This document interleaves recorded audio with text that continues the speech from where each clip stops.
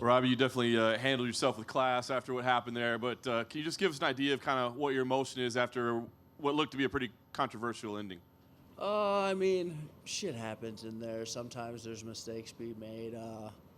Herb checked on me, and when he checked on me, I gave him the thumbs up, and he came in there. I couldn't hear him talking because of how the choke was on. My head was on his body on this side, and his arm was over here, so I couldn't hear him talking.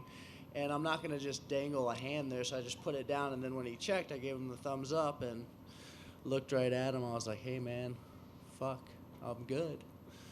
I mean, it happens. I mean, he's a hell of a ref. He just made a mistake. Any talk to the commission or to him, or ask? I mean, I think replay could have been a possibility here about why maybe more steps weren't taken. Yeah, I don't make excuses. I just kind of like roll with the punches and try to be positive about the situation. I mean, I'd like to run it back. I mean, it is what it is. But I just don't like making excuses, even if if stuff like that happens. Whatever. Before that madness, you almost ended the fight yourself. I mean, give us an idea. Did you think it could have or maybe should have been stopped when you were wailing on him? I mean, it was. I got to go back and watch it, but I guess I slammed him pretty hard and hit him with some big shots that I felt like he was hurt pretty bad. He battled back. It was good, but I mean, whatever. Last thing for me, I think we'd all be down for a rematch, but will you appeal? I mean, that's not making excuses. Would you at least see if by chance they might look at it? Is that not a Robbie Lawler thing? It's not really my thing, but I have handlers who will kind of do that kind of shit for me. So I just, stuff happens in life. People make mistakes, and I'm not one to whine about shit.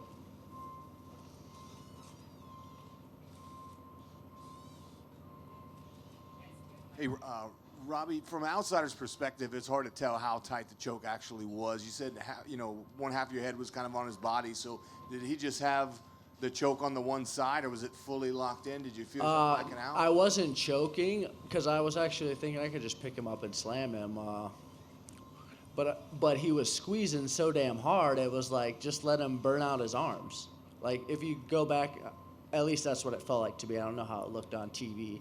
But it felt like he was just wasting energy squeezing me when I wasn't getting choked. So I just sat there, and guess I should have done the thumbs up a little earlier or something. I mean. So you weren't close to going out whatsoever? No. Okay. Hi, Robbie. Just curious, how close did you think you were to getting a finish in that opening sequence? He was beat up pretty bad. I mean, I don't really pay much attention. I was just going to keep beating on the guy, and he figured a way. Herb didn't stop it, but I mean, I hit him with some good shots and beat him up pretty good. The slam was pretty rough. At least it felt like it was rough, like the way I kind of flung him or whatever. But I was landing big shots and landed an elbow, cut him up pretty bad, and it is what it is. And considering that you did come out the fight relatively unscathed, are you looking to jump back in pretty quickly? I'm ready to get back to my family and spend some time, maybe go on a vacation. But I'm going to get back to work on Monday and just start building. I like to run it back. We'll see what happens. I'm not sure what my Dave Martin's going to do, and then what Dana thinks and what the commission thinks. But I'd like to run it back and do it again.